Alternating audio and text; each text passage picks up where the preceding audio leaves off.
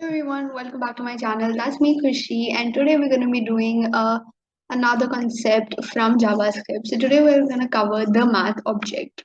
Now let's see what this is. Now the math object allows you to perform mathematical tasks, including some of these properties.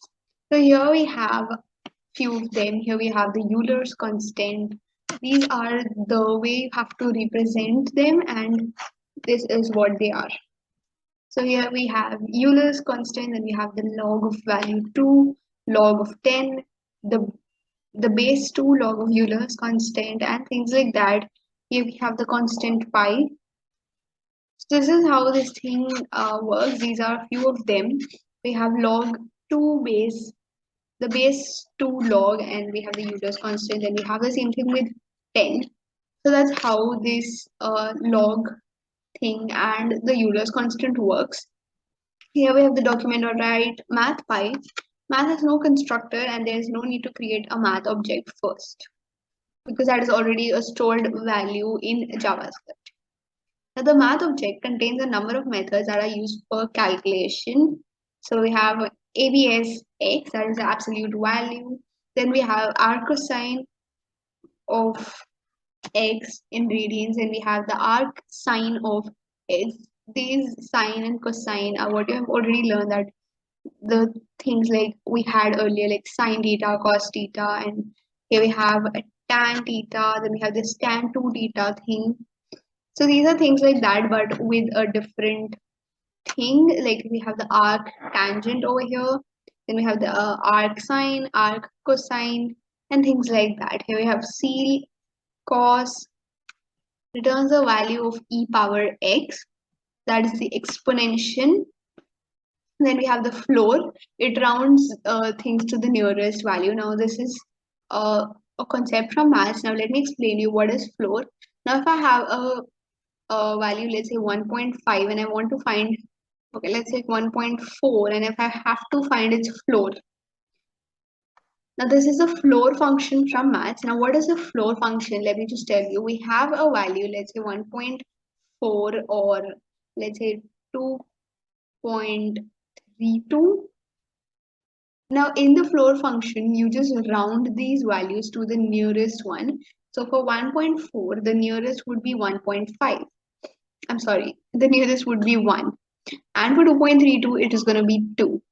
Now let's say if I have a value of 2.7, this is going to be rounded up to 3. So that's how the floor function works. This is actually taught in math as well. Then we have the log of x, and we have the maximum values of x, y, z, and n returns a number with the highest integer value. And again, we have the returns the number with the lowest integer value. That's how both of these work. Then we have the power. It has x to the power of y, and if I write y over here and x over here, we have y to the power of x. Then we have a random, which means it is going to get us a random number between 0 to 1. Then we have round x. It rounds the value of x to the nearest integer. Sin x, square root x, tan x, and stuff like that. For example, you will calculate the square root of a number. The variable number is equal to math dot square root 4. Now the document dot write will have its answer to be 16 because 4 square is 16. So that's how this thing works. Now let's look at the next concept. Here after the math object, we have the date object. So here the date object, it sets the interval method. This is a set interval method called a function or evaluates an expression to the specified intervals, milliseconds. Now if I want something to happen and I have a set interval for that thing, like if I want someone to just do a task for me or just read a book for me, then I am going to set a time. You're going to read the book in half an hour, 15 minutes, or something like that. But here we have specified intervals which are in milliseconds, not in hours, minutes, and stuff like that. We will continue calling the function until the clear interval is called and the window is closed.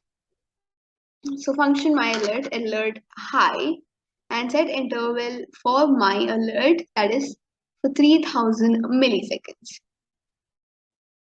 Now 3 seconds is equal to 1000 milliseconds.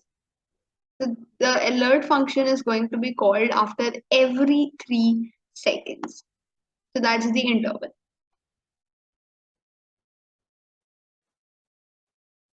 The date object enables us to work with dates. A date consists of a year, month, day, an hour, a minute, a second, and a millisecond. Using the new date, you can create a new date object with the current date and time. So here it is. The other way to initialize dates allows us the creation of new date objects from specified date and time. Here we can specify the date and time I want. So here for the new date, let's see this. I have the year, month, day, hour, minute, second, and millisecond in the given order itself. Now these dates are calculated in milliseconds from 1st January 1970 000 Universal Time. And one day consists of these many milliseconds.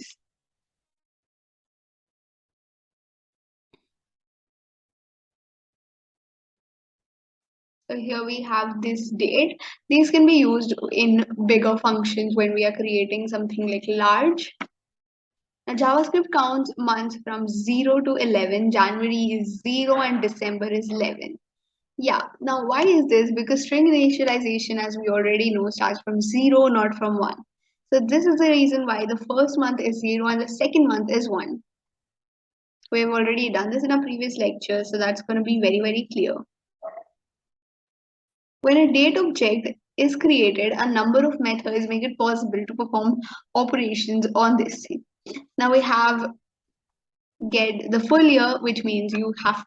Now, if I want to know which year a certain task was done, I can just use this method, and that is going to get me the list of the years in which a specific task was done, and hours and stuff like that. This can be used when I am investigating on something or I'm making a little program on what happens when. We have the day, date, hour, minute, millisecond, second, month, and the year. Now I have this new date. Let's say this function of reading the book, let's say, was happening at 11 p.m. Now, if I want to get the hours would be 11 p.m.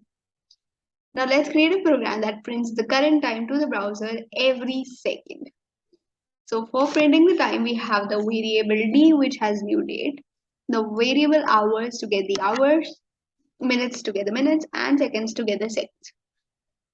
Now document.body.inner HTML. Here we are using HTML, and that is going to get us the hours plus minutes plus seconds, and that results us in getting the current time. The inner HTML property sets or returns an HTML content, the HTML content of an element. In the case we are changing the HTML content in our document's body, this overwrites this content every second instead of printing it repeatedly to the screen. So yeah guys, that's it for today's video. If you like the video, just like, share, subscribe, comment down below and press the notification bell. In the next video, we're going to be covering a very important concept, so make sure that you watch the video.